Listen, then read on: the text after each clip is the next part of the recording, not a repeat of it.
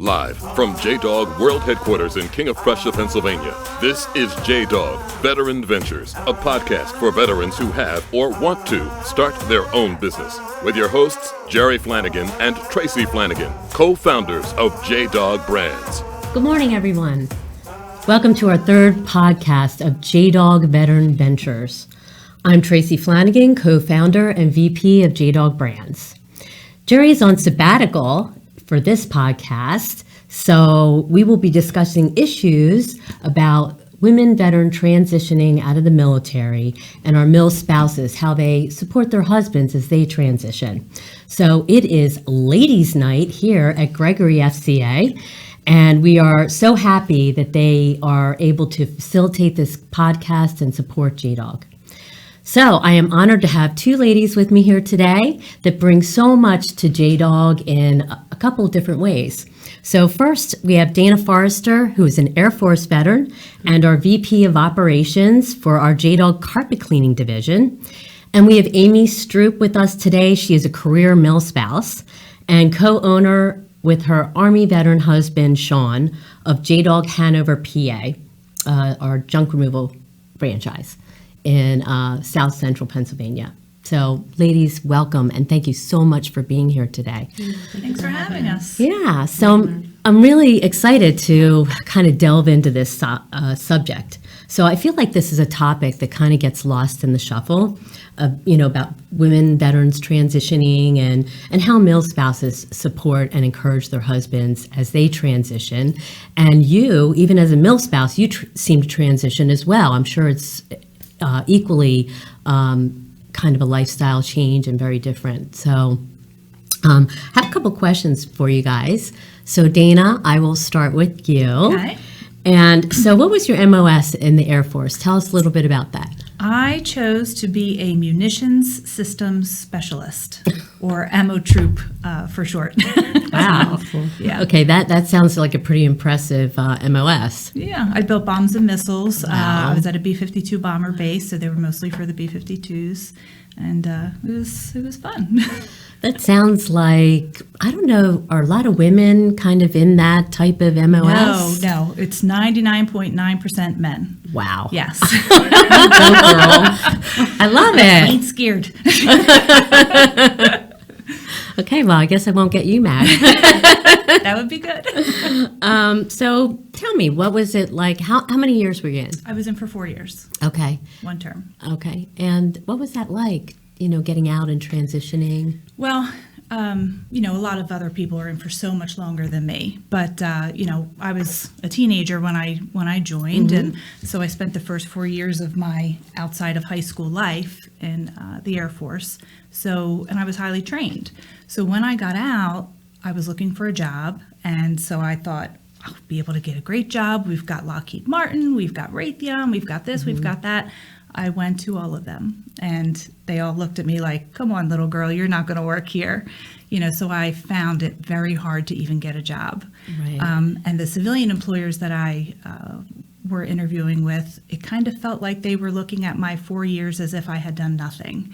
So it was very hard. So I landed in a $10 an hour receptionist job after my 4 years in the military.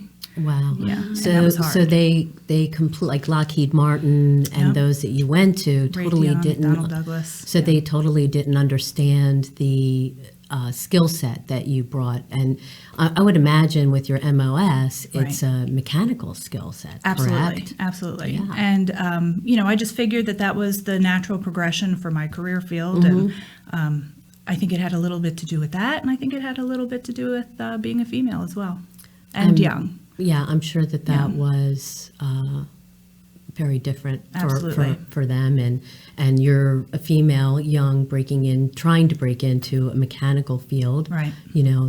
Having stemmed from your MOS in the Correct. military. So, Yeah. wow. Yeah. Okay. So, Amy, Yes. kind of the same question for you. So, you're a career mil spouse, right? How many years was Sean in? 23. Wow. Okay. Long time. And you were married to him the whole time? The whole time. Wow. Yeah. That's amazing. We've been married almost 28 years. Wow. Wow. So what was your transition like for just male spouses in general, and also for Sean? Like, how did you support and encourage him? Oh, we basically have a philosophy, no news is good news. So when he would have to deploy type of thing, if I didn't hear from him, then, I knew that he was okay. But basically, when it came to transitions, we took it day by day. Some days were good, some days were bad. The biggest thing I remember is when we lived in Texas, Sean was transferring to Fort Hood. And we were homeless for 2 weeks because we were buying a house. And when you buy a house, the transition isn't always quick. Right. And I was trying to find a job. And it was difficult because I wanted to work for a newspaper. I studied journalism in college. And I also have a marketing degree. And it was discouraging because I didn't have a permanent address to give them. I said, I'm at the Motel 6, or I don't even remember what the hotel we were at. But it was just, it's difficult when you're transitioning like that because people want to make sure that when they hire someone that they're secure, and it's hard when, if you're living in a hotel. I mean, I don't know how to describe it. It's like, yeah, we're getting a house, but can you trust that person? Do you know what I mean? Sure. Right. So, Sure. Yeah. But luckily enough, I was able to find a job at Sears. But it wasn't the ideal thing I wanted to do, but I had to take care of the family. We were newly married. Right. Finances were tough, and we had a baby on the way too. Wow. And that's been years ago because my daughter's 24 now. So. Right. So when Sean finally retired, obviously he had to figure out, okay, I'm retired now. What am I going to do? So what was that like for him, and how did you play a part in kind of helping him through that process and making decisions as to what the next step was going to be for the family? Well, we were very lucky because what Sean did, I honestly don't know what he did because he couldn't talk about it, but he transitioned from being military to civilian, and he stayed at the same desk and worked with the same people. We were very lucky then. Wow. And he had a long drive, though. He decided, later on, about 4 years later, that he was done with making that drive to Baltimore and back, because it's rough, driving 2 hours to work and 2 hours back, especially with rush hour. Right. It's crazy. But anyway, and then that's when we found JDOG. He was, and we've been happy ever since. It's been Awesome. a roller coaster. That's great. It's a good ride. So we'll touch on that fair enough. a little further along. So Dana, I guess, what do you think tips, some tips? Do you have any tips for transitioning women veterans? I do. Or, even just saying what not to do. Right. Sure. Well, resume is a big thing in the civilian world, right? So you need to speak the language of business people. So when you are getting out of the military, you're putting down what all of your qualifications were and all the training that you had from the military, and these people can't decipher what you're doing and what you're saying. The acronyms. The acronyms are heavy, with the military. So no acronyms. Have somebody that's a civilian look over your resume, just to tweak it and maybe not dumb it down, but civilianize it a little bit. I think that would go a really long way. And a lot of employers these days have not interventions, but transition programs for veterans, and they're looking for veterans to hire. When I was, looking for a job, I don't think they had many of that, but now it's a movement, and it's so nice to see that companies are reaching out to veterans to hire them because it did not used to be like that. So, resume is number one. Don't talk military speak when you're in an interview, and just tell them your qualifications, and don't be afraid if you're a female. That's number one. Don't be timid. Right. Yeah. I think that's great. And I think also, too, maybe one thing that may be helpful, like just me being, I'm a veteran spouse, I'm a military family member, but I'm a civilian. I didn't serve. But I think the most important thing is just being able to highlight your soft skills. Because I think a lot of women veterans, and even male veterans, they come out and they don't realize that all their soft skills, leadership, and everything that they did can really translate and be very effective if you kind of highlight that on your resume. That is so true, Tracy. And in JDOG, which, I've been with JDOG for 3.5 years, we've heard some stories. And one that always sticks out in my mind, he was a Marine veteran. He was in for 23 years. And when he got out, he couldn't land a job driving a forklift in a warehouse for $10 an hour because he led troops into battle. He was an amazing Marine, but they looked at him as if, he didn't know anything and he didn't do anything for the last 23 years of his life.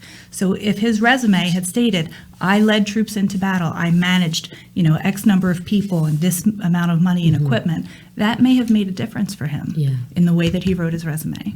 True. Yeah. True. Civilianize it. Yeah. Yeah. That's everything. And I think, to speak to your point, I think it is true. I think a lot of companies are realizing, the kind of steps that they need to take to really understand our transitioning veterans, Right. because there are so many transitioning out Oh, so many. right Absolutely. now, so many. So I think that seems to be kind of a movement in the civilian world, is to really try to understand Right. that and try to embrace the skills that they bring. Right. And the military also has, every branch has a TAPS office that you're supposed to go through, and you can take classes. You have to get all this information. If, the active duty people who are separating just go through those classes and take all of the help that the military is given, I think that would be a big deal, because sometimes they can opt out of things. Right. So take advantage of everything that you can get. Yeah. Good point. Yeah. Good points. So, Amy, I don't know, tips for mill spouses. How can they support? What can they do to encourage? Just be very patient. Patience is a virtue. Understand your spouse. Sit down and have one-on-one time. If you have small children, take some time out of the day, every day, just to spend time with each other. Try to connect. Because it's really important to know that person. So when they're having a bad day, don't take it personal. It may not necessarily be you. It may be what they're dealing with in their head or at work that you don't know about. Give them a hug. Right. I'm a hugger, so I hug everybody. But Yeah. just patience, love, understanding, and every once in a while, you get irritated. But I've had my husband home, and I'm so grateful. And I say every day, I'm so glad he's home. I'm one of the lucky ones. Right. Yeah, true. But I tell you Very what, the man drives me nuts, and I enjoy every moment of it. It's just great. You're so happy that he's home driving you nuts, Absolutely. right? You'll take that all day. He's a beautiful man. I love him. That's great. He's very That's great. wonderful. Thank you. So, and I'm sure he is so lucky that you were by his side, Oh, thank you. for 28 years and counting. I mean, it's great. That I think is the most important thing, when there's a strong male spouse at home supporting her man while he's deployed so he can do what he needs to do. For sure. And then the same support continues. Yeah. when It's very you important get to be home. able to communicate. Because if you don't have open communication, there's a lot of misunderstandings, and then there's arguments and tension that may not necessarily need to be. So Sean and I, don't get me wrong, we go through those moments, always. I think every couple does, every Sure, relationship does. sure. But it's just a matter of getting past the anger and sitting down and looking at each other in the eye and saying, okay, what is really going on here? Let's, Right. Yeah. So That's neat. So, as you said, you and Sean found JDOG. yes. So tell me a little bit, how did you find us? Oh, and wow. What were you thinking about, and what was kind of your thought process to kind of jump in with us?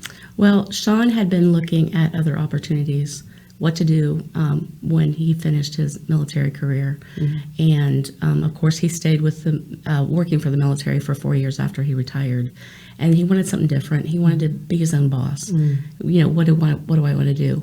He found JDOG online, and he looked at me and said, I'd like to explore this. What do you think? And I'm like, I'm always open, to new ideas. It was a challenge. It was scary, but we came to Discovery Weekend, and it was wonderful. It was so much fun, and we had a plan. We decided that when we got back to the hotel that evening after meeting with all of you, we had little Post-its all over the hotel room, pros and cons. about, because, it's a big, Sure it is. it's a big pool, and, it's scary, and, what ifs. And the pro list was a whole lot longer than the con list. So we jumped right in, and it's been challenging and scary and so much fun. The people that we have met along the way, helping people is what we want to do. It's our mission to help the vets and, get unemployment down to less than 1%, and That's great. American-owned, veteran-operated. That's right. That's right. Yeah, that's really great. Well, you guys really took off running, and you guys are doing fantastic. And Thank you. I think it's been great, right? After 23 years, him being deployed, to be able to spend time together and work together in a business. Oh, yeah. I can actually get to know him now, which is, there's little quirks in him that I didn't know about. Because seriously, because he would come home from a deployment, and it was a honeymoon all over. So it was just, and then it get to the point, I know, it got to a point where we just start to get to know each other again, and then you have to go away again. Because the first 4 summers that we were living here in PA, he was gone on deployment. He was gone for the summers. Wow. Yeah. Right. Wow. So, and I had to take care of the kids and focus on them, And a big thing, too, is when your spouse is deployed, my philosophy is, if there's problems at home, they don't need to know about it, because depending on what is going on where they're at, they need to focus on doing their job Sure. to get home. Right. Yeah. They don't need to worry about if, so-and-so is picking on so-and-so, or, now I'll handle that at home. Right. I'll handle the finances. You take care of yourself and take care of your people. Yeah. So, That's a good yeah. good philosophy. Absolutely. So Dana, you've been with JDOG 3.5 years. Yeah. And so what is that? How do you feel JDOG has helped you, with your skills and what you bring to the table each day? Well, I love this company. I absolutely love it. It's my reason. It is my absolute reason. So it's, I've had a lot of, I was going to say a bad word. I've had a lot of bad jobs. This is not one of them. My favorite part about JDOG is I don't have to set my alarm in the mornings to get up. I can't wait to get up and come in, because I get to help all of these people across the country run their businesses. All of these veterans, I get to help them, in some small way, just make their business a little bit better so they can make more money for their families, grow their business, and hire more veterans in their community. I mean, it's a mission. It's a purpose, We're is what it grateful. is. We love you. Oh, we love you too.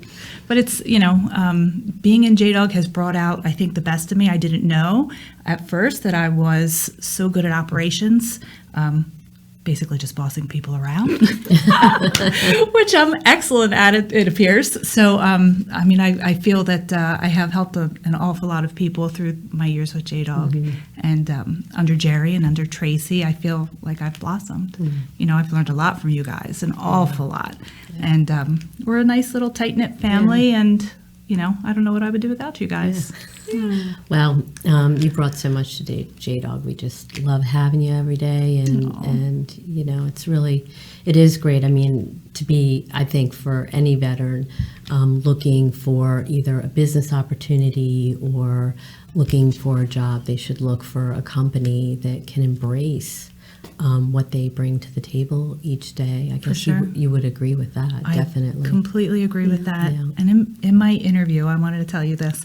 Tracy made me cry in my interview with JDOG because, to be honest with you, once I separated from the military, I didn't feel like a veteran.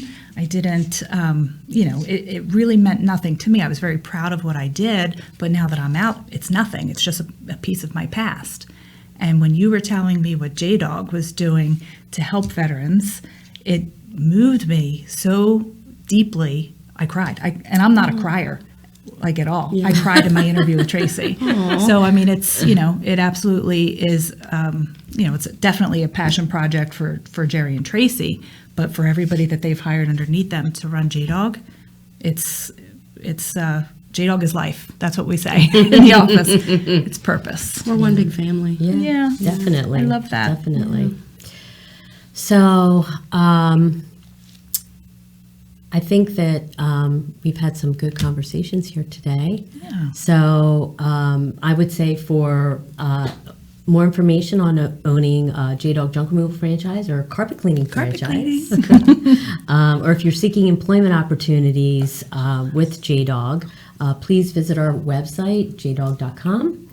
And thank you, ladies, for being here today and sharing your insight with us today. Thank you. Thank you for having us. Folks, that's all we have for today. Look for this podcast on GI Jobs. They're a great strategic partner with JDOG. And catch us next time for JDOG Veteran Ventures. Bye. Bye-bye. Curious about Jerry Flanagan and his company, JDOG Brands? Visit jdogbrands.com for more information.